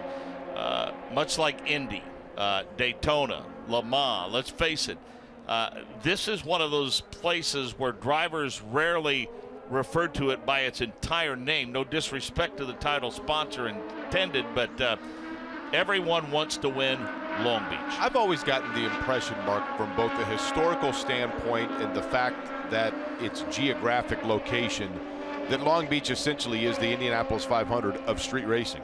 and road course racing because of the history here. The fact, of course, it at one time was a Formula One race. It's also been through a number of different series now. Of course, the Verizon IndyCar Series running here, and you remember that this was also the final race before the unification of the old Champ Car Series. So there's a lot of history here, but in addition to that, the geography itself is absolutely spectacular. For folks that are unaware or have never been to Southern California, we're about 22 miles south of Los Angeles. But of course, when you come into the Los Angeles area, it's very difficult to know that because it is one sprawling metroplex from Los Angeles all the way down really to San Diego. But we're 22 miles south of Los Angeles, but this is also one of the largest seaports on the West Coast that you're going to find. So as a result of that, all kinds of shipping yards here. You have then, in addition to that, people's yachts and sailboats all around the harbor area, if you will, of the coast here in Long Beach. So it certainly is aesthetically pleasing, but then you throw into the fact, Mark, the area that it's going around. This was one of the most famous amusement park areas of the turn of the century and the 20th century, and that area still hosts bars and shopping and restaurants and all kinds of activity here in Long Beach. So it's a hub of activity regardless when it's not a race weekend. Then you add in the race cars, the fans, the history of it. It all comes together to be one of the true, I think, circled events on the calendar. Spencer Piggott joins us in the booth for this session. And Spencer, we've been watching Tony Kanaan literally fling it around the racetrack. Yeah, no, it's cool to watch. He's definitely he's driving that thing hard. He locked up a little bit in turn 8 the lap before, and then almost kissed the tire wall on the exit of turn 1 there. So he's definitely pushing hard. It looks like he's only done a few laps this session, so still getting up to speed, but I'm sure he'll be climbing up the charts. I'm curious, Spencer, when you watch, I mean, here you are, a guy who, you ran in St. Petersburg, as you mentioned, you've run here in Lights. When you watch these cars now, and you're watching, let's say, Kanaan, or you're looking in the onboard camera of someone, are there times where you think to yourself, A, I can't believe that I do exactly that, or B, are there things that you can observe and pick up on and learn by watching that perhaps you don't learn by being in the car? Yeah, absolutely. When you're in the car, you're so focused on what you're doing and what your team is doing. You don't get to look at the other drivers, and there's so many good guys out here that you can pick up on, a slightly different line, a different apex point that they're using, that you just file away for next time you're at this track, or even a corner that might be similar at another street circuit. So it's definitely beneficial for drivers to be out here, even if they're not racing. I'm sure Zach will be looking at the same things, always trying to pick up on something new that these guys are doing, because at the end of the day, these guys have been driving Indy cars, some of them for over a decade, and they definitely know the tricks to the car and around this track. So you're always trying to see what you can do to improve. 16 minutes into this session number 2, the final one of the day. Power, Hinch, Montoya, Hawksworth, Dixon, your top 5.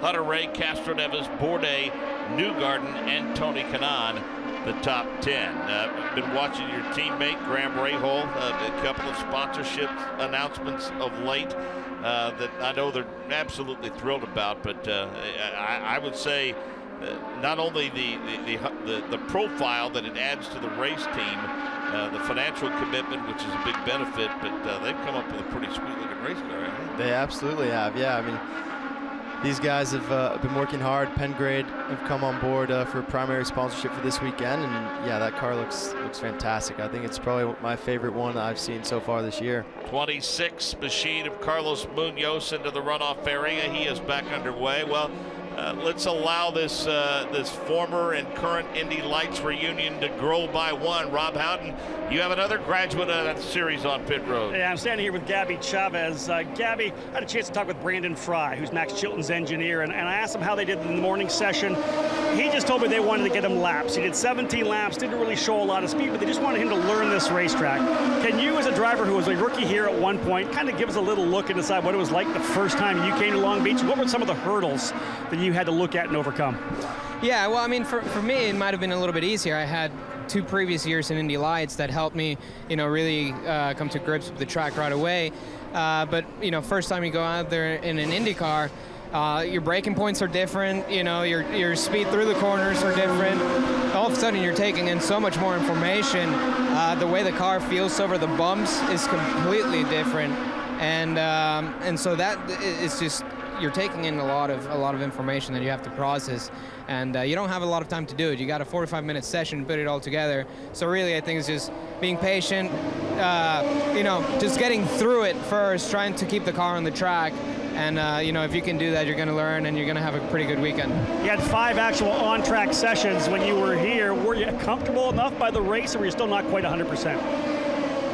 Well, I mean, yeah, comfortable, yeah, but you're never 100%, man. You're always going to find more time, and you're always going to keep going faster every time you go out there, you're pushing yourself even more and more.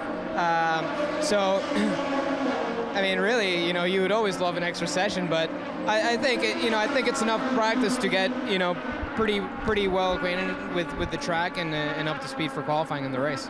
A little over a month away from the 100th running of the Indianapolis 500. Of course, your ride kind of evaporated earlier this year, but you've really been focusing on getting into the 500. Can you give us some input and some news on kind of where you are right now in terms of being able to run?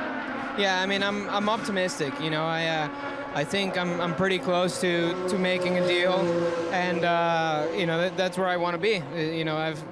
As soon as kind of things didn't work out for this year, I shift my focus completely right away to that. I mean, there's not a second of feeling sad for myself or nothing. It's just, all right, let's go to work. Let's go after the big show, and once we have that done, we'll go looking for another race and focus on getting back here full time 2017. But this is where we're at, and this is where I want to be. So it's close, man. It's really close. I wish I could say it was done, and as I've learned early, this year, it's never really done until you're strapped in the car. So I'm still optimistic, and I feel good about it. We hope to see you there, my friend.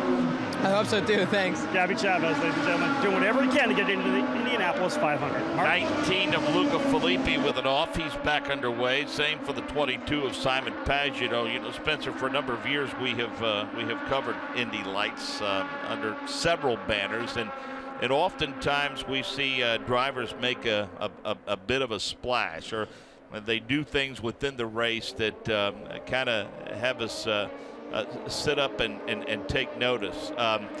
For you, your first year in Indy Lights, it came very early at St. Petersburg. You had one whale of a battle, I think, for third with Max Chilton, a guy with a ton of experience. And, that guy pounded on you lap after lap after lap. And let's go back and revisit that a little bit. Your mindset. Do you drive with the mirrors in that situation? Do you have any knowledge of who's behind you from an experience standpoint, or do you just you run your race and you can't worry about what's behind you? No, definitely. You're always told to always look ahead and only focus on what's in front of you. But when there's someone right behind you, it's only natural to peek in your mirrors a couple times a lap. But also you have to do that to see where they are and if they're close enough to make a move. And Max and I definitely had a good battle there pretty much the whole race. I think it was like a 45-lap race, and he started a little higher up than me, but we had a good start. I got up to third, and the whole race he was in my mirrors, and he tried to get me a couple times. He outbraked himself, and I was able to get him back, and it was definitely an exciting race, and I definitely knew who was behind me. I knew it was Max. I know what he's done in the past and all the experience he has over in Europe, but at the end of the day, it's just another car, just another driver. So just tried to block his pedigree out of my mind and just try and stay ahead of him. And we're able to do that and kick the year off with a couple of podium finishes down in St. Pete. But I enjoyed racing with Max last year. We had a few battles throughout the season, and definitely we're both aggressive but always clean, and I think we definitely have good respect for each other on the track. Well, we've talked about the commitment, of course, of Anderson, Dan Anderson, his entire operation, and what it means for the future of open wheel racing. But kind of folded into that is some of the corporate commitment. I mean, Cooper Tire, sponsorship. They take over the tire program, and it didn't skip a beat. But address the commitment that Mazda has made to that entire program. Yeah, like you said, it's a big team effort from everyone involved in the Mazda Road to Indy, with Dan's team, Cooper Tire, of course Mazda, Dallara, but Mazda are involved in many levels throughout the Mazda Road to Indy. They also have a sports car ladder program, so they do everything they can to help young drivers, which is really all you can ask for is a chance and someone to to give you that opportunity if you deserve it. So, you know, Mazda Road to Indy has been, you know, crucial to my career. It even started before the Mazda Road to Indy. I won my first scholarship from them when I was 16 back in Skip Barber. So it's definitely been a cool experience and ride throughout the Mazda Road to Indy, and also to get to race for them in Daytona and Sebring this year. So definitely feel like I'm part of the Mazda family for life. But, you know, now I've got to refocus my mind on IndyCar, and, you know, Honda is the partner that we have at Ray Hall Letterman Lanigan, so I'm really enjoying working with them now. About halfway through this 45-minute session, Power, Hinchcliffe, Castro Neves, Newgarden, and Kimball the top 5. Then it's Montoya, Hawksworth, Kanaan, Dixon, Hunter Ray, the top 10. Bourdais is 11th quick. Sada was 12th quick. Then Munoz, Andretti, and Pagano the top 15. Ray Hall is 16th quick, Rossi 17th quick, then Connor Daly, Luca Filippi, Mikel Aloshin, and Max Chilton. Back to pit road and Zach Veach. Well, as the session's starting to go longer and longer, I know we didn't see many shock covers or engine covers coming off in the first session, but as Carlos Munoz has come in, he's had 2 runs in a row where they're pulling the shock covers off and working on those dampers. So I think they're you know, really starting to get the cars dialed in for what they're going to need in qualifying, because we're getting closer to the time that they'll be on track, and this is going to be similar conditions. Yeah, definitely. I mean, that's what all these teams are trying to do, is maximize their car for qualifying. It's getting hotter. You know, time of day plays a big role, like Zach said, in the way the car handles and also the grip of the track. So they're laying rubber down. It's getting warmer. It's definitely getting closer to those qualifying conditions that we'll see tomorrow. So I really wouldn't be surprised if we see a few sticker runs here later on in the session. I know you're not privy to the setups and whatnot, but strange set of circumstances at Phoenix a couple of weeks ago. It all goes away for Elio. It all goes away for Juan Montoya. Very similar in nature of what happened. So does that tell you perhaps there was an issue with setup that was not conducive to those Firestone Firehawks? I mean, you might think that way, yeah. I mean, from the outside looking in, it wouldn't surprise me if that was the case. But, you know, at the end of the day, each driver has their own preference on how they like the car handling and setup-wise. So, you know, even though you see these 4 Penske cars at the front, most of the time I highly doubt if they're all running the same setup. So each driver likes their own different thing. But to that end, and you bring up an interesting point, and I want to add to that from this perspective. Things like this, though, because of the fact, obviously, you know, Simon Pagano ended up runner-up. Will Power with a solid rebound after missing the race at St. Petersburg. It's tough to be successful in this sport these days with a one-car team, isn't it?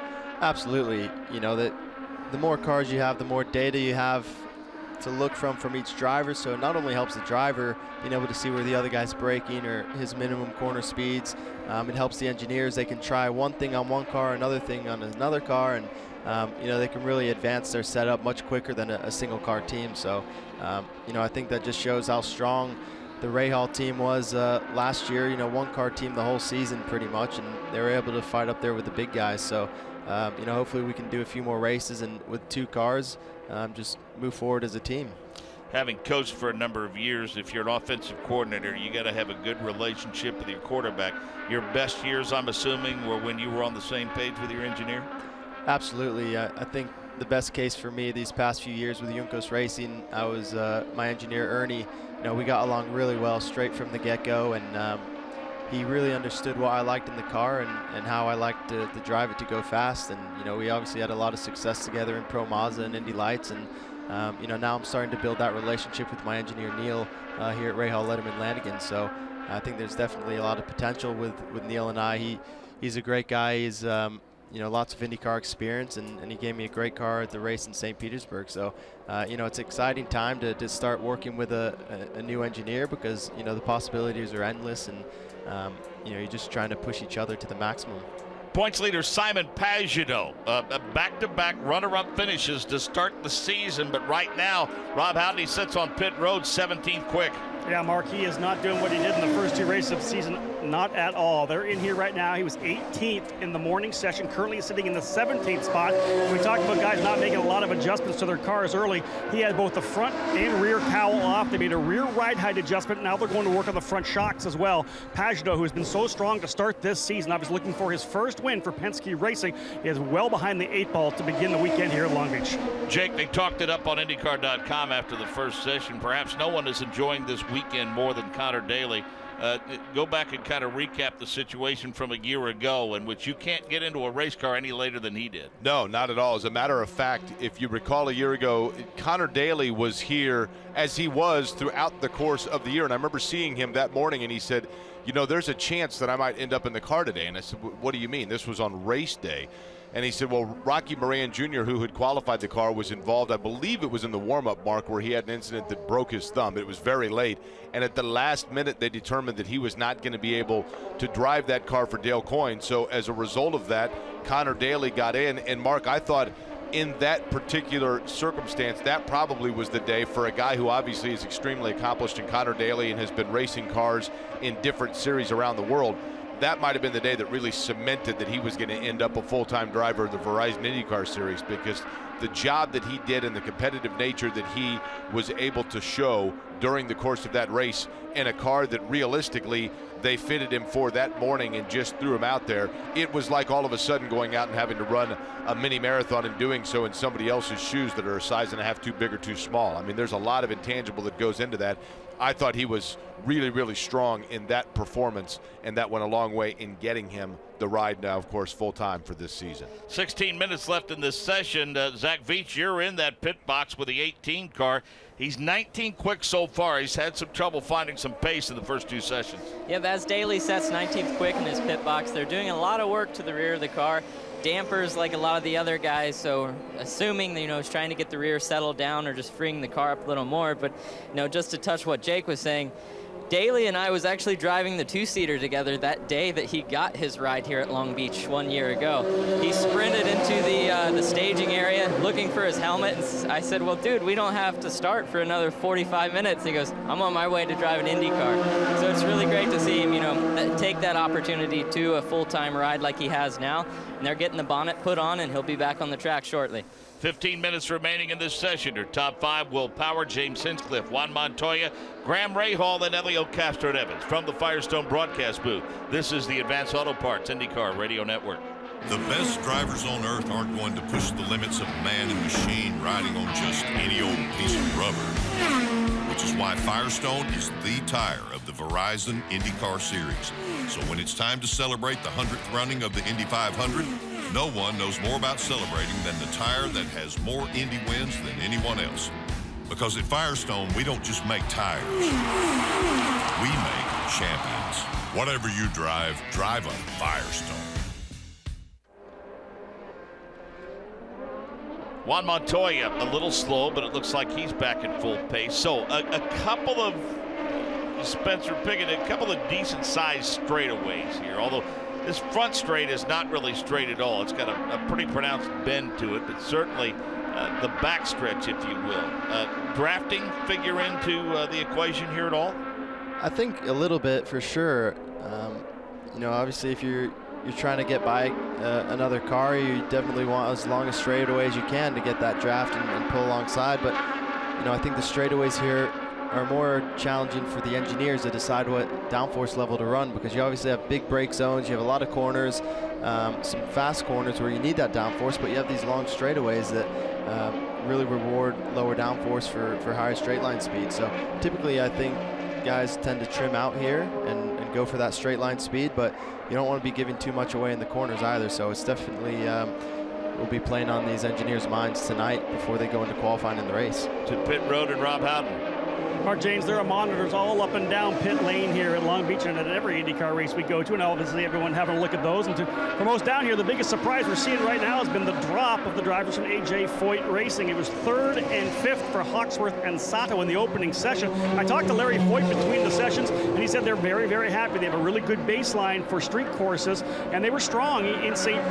Petersburg as well, but they've fallen down here. Surprising to me, Hawksworth all the way down to 9th. In fact, Sato, who was P5 this morning, all all the way down in 16th position. Yep, a couple of guys who've had success here, Rob. Thanks. As we look right now at the top 5 in terms of speed. Power, Hinchcliffe, Montoya, Rahal, and then Elio Castroneves. 2 of those in the Hondas. James Hinchcliffe, who at the beginning of this particular session, as a matter of fact, Zach had said Hinch was very comfortable in that machine. That appears to be the case.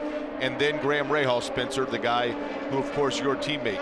I'm curious if you could touch on this as we look at it here, and maybe it's not so much as we have seen and heard the discussion about on the ovals, but to put it in terms for people that are not perhaps avid followers of the series or of automobile racing.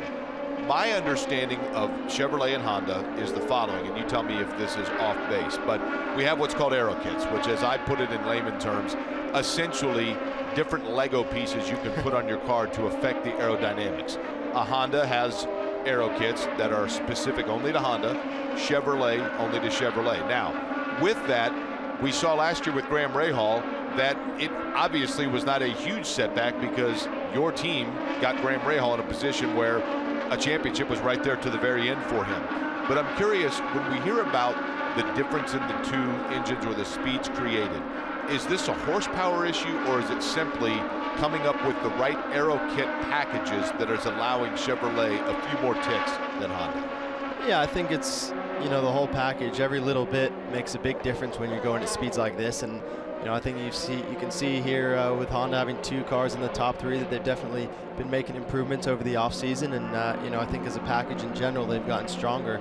You know, there's so many bits and pieces on these aero kits and wickers and angles and different options that, you know, if you come up with the right one, it can, you know, really be beneficial. But if you have one or two that's maybe a little bit off, it can be, you know, really hold you back. So it's a big puzzle.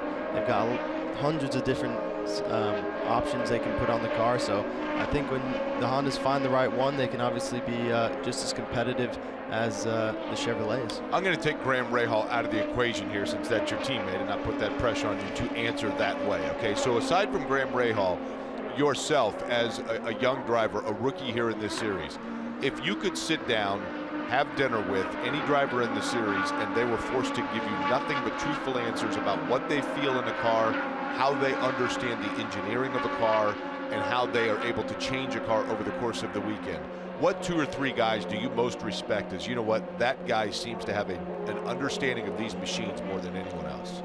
I think, yeah, you know, for me, I have to look at the guys that have been consistently winning races and championships over their whole career. Obviously, Dixon's the first one that comes to mind with all the titles that he's won, Indy 500 champion. You know, Juan Pablo Montoya, all of his experience in IndyCar, but you know, I love to talk to him about his Formula 1 and NASCAR experience as well. And probably Ryan Hunter-Reay, you know, the last American to win the 500, and you know, he's definitely had a career with some ups and downs, you know, going through kind of similar situation to me a few years back where he missed a few races during the season and didn't have a full-time ride. So he's obviously been in IndyCar a long time and knows how to get around short ovals, big ovals, road course, street courses, just about as good as anyone. It's funny because you mentioned a guy like Dixon and just how consistent Dixon has been, Spencer, over the course of his career.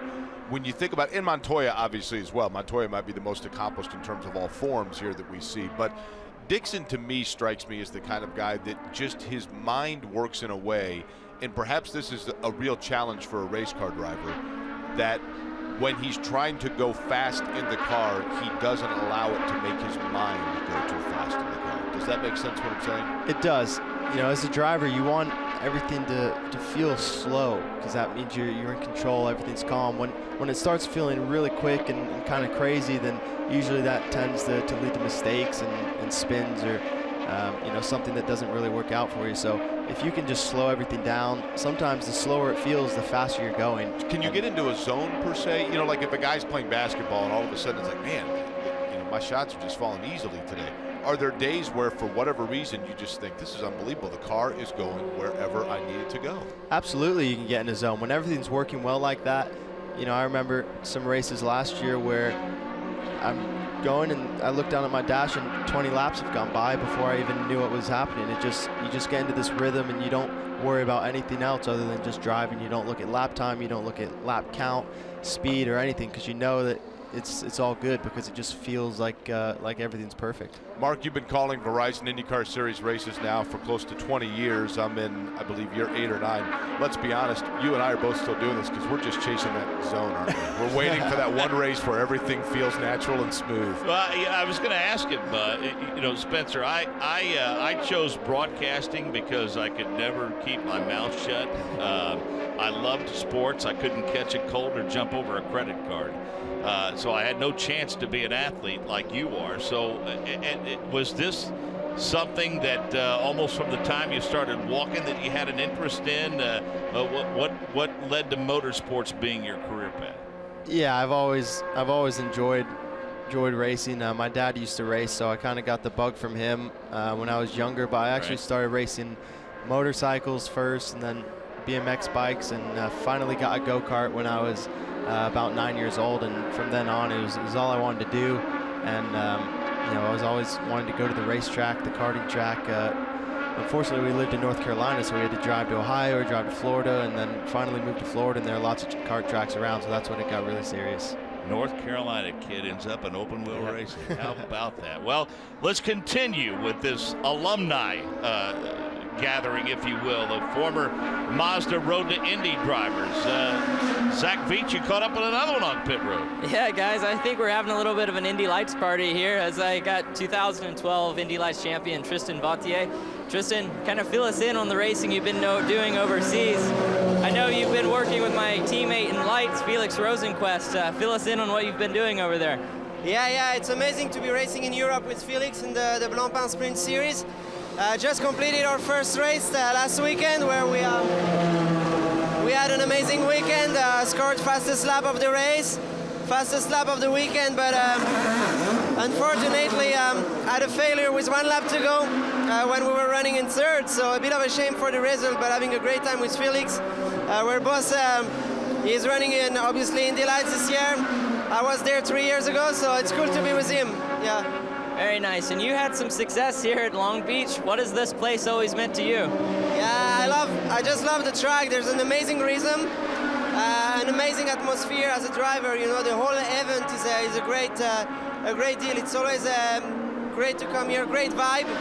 And yeah, the layout is for sure one of the best on the schedule, so it's always a pleasure to run here. This year I don't, but hopefully next year maybe.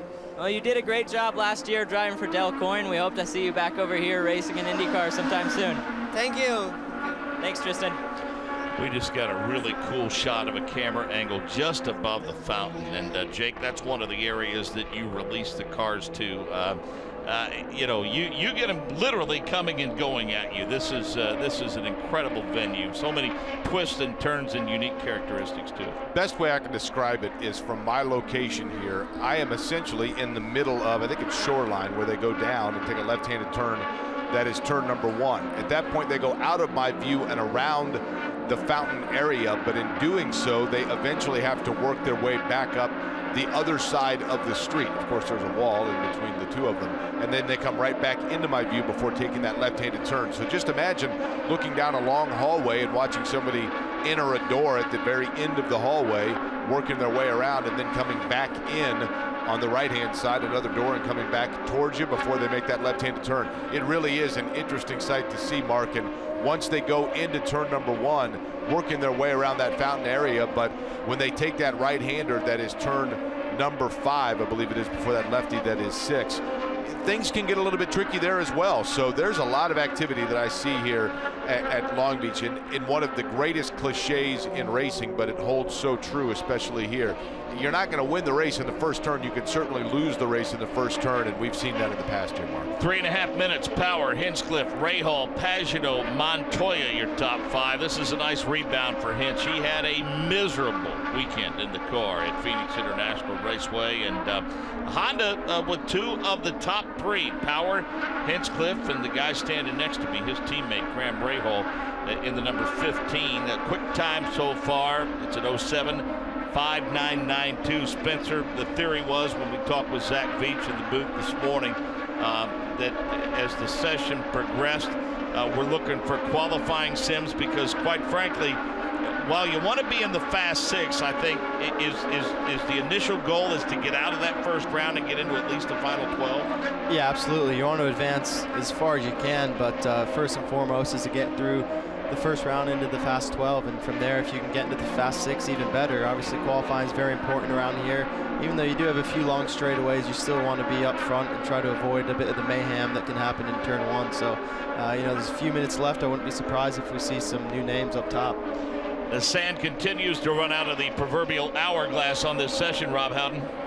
Yeah, Mark, we kind of expected some of these teams and drivers to do a sticker tire run at the end of this session, and I know that Spencer thought the same thing, but it doesn't look like that's going to happen. A couple of guys told me, the crew chiefs told me that they were thinking about it, but no one has taken that to call yet. We have not seen any sticker tires up on the wall. These guys are going to ride what they've got to the end at this point. Let's revisit that conversation we were having before we went to Rob Spencer. So if you don't get out of that first round, you don't make it into the round of 12, you're pretty much forced to sit down with a race strategist, the engineers, and the driver, and figure out maybe how you might go off sequence to get yourself to the front and hope the cautions from there fall your way. Yeah, exactly. There's lots of options, which I'm still learning about.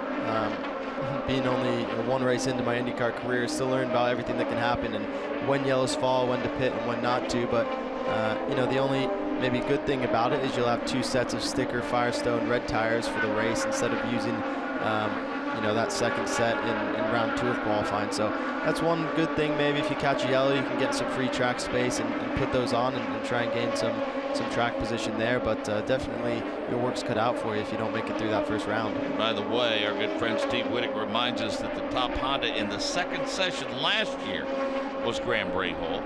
That time was a minute 8:12.94. He's at a minute 7:88.53, and he continues on P3 with 60 seconds left in the session.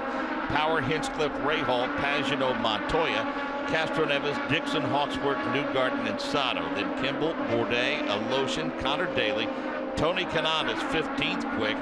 Hunter Ray, Andretti, Chilton, Munoz, Rossi, and Filippi. Spencer were not privy to the plan of action for the course of the weekend, but it's a bit of a surprise to see a Tony Kanaan, a Ryan Hunter-Reay, and a Marco Andretti from 16th down. Yeah, it is. You definitely aren't used to seeing those guys back there, but I'm sure there's a reason for it, and they'll be working extremely hard this afternoon and tonight to fix whatever issues they're having. And we all know how quickly things can change, and I wouldn't be surprised to see them up in the top 5 tomorrow morning in practice 3. Is there any chance, Spencer, that they're just working on a setup? I can't imagine for an entire session, but perhaps, hey, you know what? Let's work on nothing but traffic setups or dirty air setups and just go out, and therefore the time is not necessarily representative of what truly is in the car. Is there any chance that's a possibility? Yeah, anything's possible. I would assume they're trying to work on a qualifying setup, but you never know. They've got their own agendas, and each team is a little bit different. Checkered flag is out on this session. Power, Hinchcliffe, Rahal, Pagano, Montoya the top 5. The top time at a minute 7:5.992. Then Elio, Dixon, Hawksworth, Newgarden, and Munoz. Sato, Kimball, Bourdais, Aloshin, Daly, Kanaan, Hunter-Reay, Andretti, Chilton, Rossi, and Luca Filippi. I know there's gonna be some debrief, but we'll hold it for a couple of minutes here and see if Zach Veach and Rob Howden can secure a conversation or two from a driver after they get themselves out of the cockpit. So more than just, you're not just here as a spectator. Obviously, there's plenty you want to learn throughout the course of this weekend, but give us the plan of action for Spencer Pigot. Be it training, how you train, whatever. What are you doing to get yourself ready for the month of May? Yeah, obviously being here helps. Listening in to Graham on the pit stand is always exciting and interesting. Back in Indy, I'm going to the shop a lot, watching the guys and learning as much as I can as they prepare the cars and take them apart and rebuild them. Training hard up in Indianapolis as well with Zach and a handful of other guys at Pit Fit Training. So really just doing everything I can to make sure I'm as prepared as possible by the time we get to the road course there in Indianapolis. Videos or simulators help you much at all? Yeah, I do some simulator work. Honda's got a simulator just literally across the street from the Rahal shop. So been in that a couple times, and it's fun. First off, I enjoy it, and it's definitely a good way to see the track, remember the corners, because I've raced in Indy on the road course a few times, but it's been a year since I've been there, so it's always good as a refresher. Down to pit road and Zach Veach. Hey guys, I was speaking with James' dad at the beginning of the session. He was talking about you were really happy with your car, ended up P2 here today. What's your thoughts going forward tomorrow to qualifying? My thoughts is I like you in a proper race suit better, but you're looking good, buddy. I like the new roll.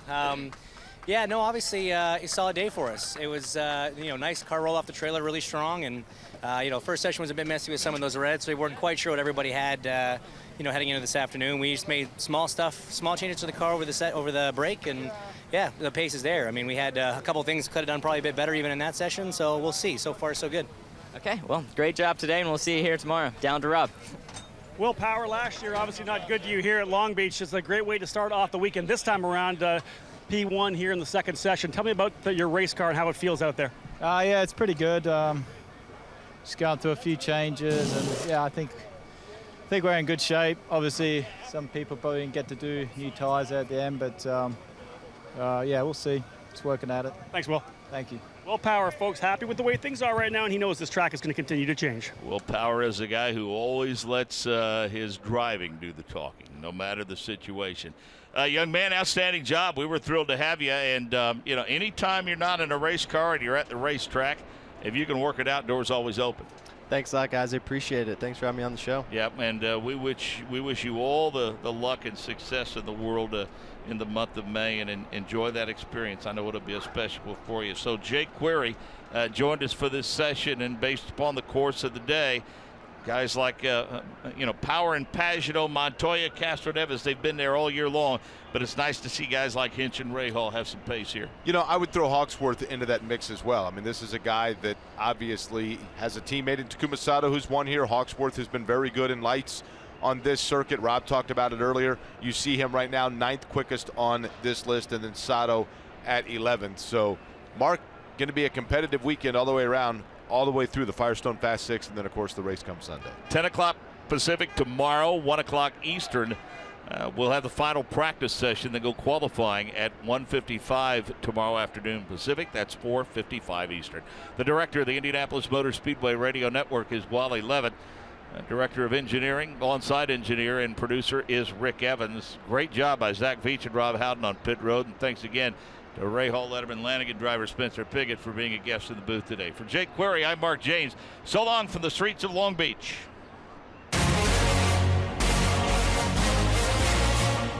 This is the Verizon IndyCar Series on the Advance Auto Parts IndyCar Radio Network. A.J. Foyt down the main straightaway. The checkered flag is out. A.J.'s hand in the air. He is the winner.